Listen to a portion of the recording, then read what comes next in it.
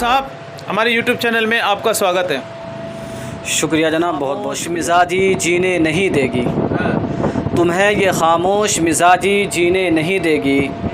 सुनो, इस दौर में जीना है तो कोहराम मचा के। आपने बात शुरू की इमरान प्रतापगढ़ी से, ठीक है। इमरान प्रतापगढ़ी ने ये कहा कि असदुद्दीन ओवैसी के क्या कहते हैं बीजेपी की बी टीम है। वही इमरान प्रतापगढ़ी से मैं एक सवाल करना चाहता हूँ, जो इमरान प्रतापगढ़ी को हिंदुस्तान के कोने कोने में जो जाना और पहचाना गया और जिसके ज़रिए से क्या कहते हैं जिसका नमक खा करके वो पूरे हिंदुस्तान के अंदर आज गला फाड़ फाड़ के असदुद्दीन ओवैसी को बीजेपी की बी टीम कह रहा है, उसको ये तारीख़ याद रखना चाहिए कि इमाम हुसैन रज़ी अल्लाह तआला अन्हु कत्ल करने वाले उनके अपने ही थे और टिप्पू सुल्तान को शहीद करने वाले अपने जंग में क्या कहते हैं उनको शिकस्त देने वाले अपने ही थे। इमरान प्रतापगढ़ी से क्या कहते हैं उनकी बातों को सुन करके हिंदुस्तान के मुसलमानों को या असदुद्दीन ओवैसी को मायूस होने की ज़रूरत नहीं है बिल्कुल भी, ठीक है। और दूसरी बात, जो बीजेपी की बी टीम वो कह रहे हैं, जो इल्ज़ाम लगा रहे हैं, जो आपकी एंटी अलायंस जो क्या कहते हैं अभी जिसकी वो तायद में अभी पूरे बिहार में क्या कहते हैं जिसने सरकार बनाई, सबसे पहले क्या कहते हैं मुलायम सिंह यादव 1979 में क्या कहते हैं बीजेपी के साथ सरकार बनाई। फिर उसके बाद मायावती बहन जी कुमारी 1995 में सरकार बनाई। फिर उसके बाद लालू प्रसाद ने 1990 में सरकार बनाई।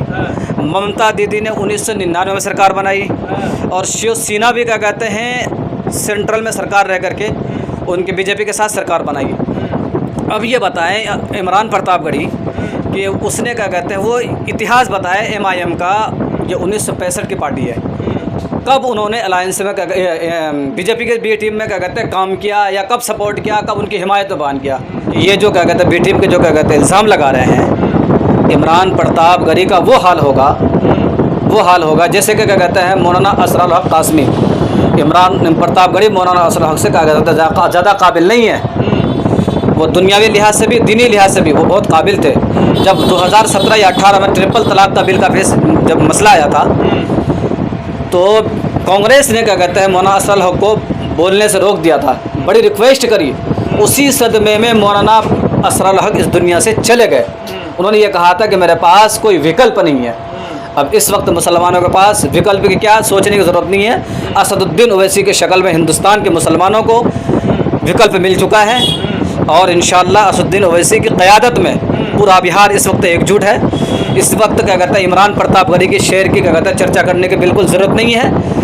100 सीट पे ऐलान किया उन्होंने कि मुझे इलेक्शन लड़ना है। इस बार इंशाअल्लाह वो दम खम के साथ इलेक्शन लड़े वो और उनको इंशाअल्लाह कामयाबी ज़रूर मिलेगी।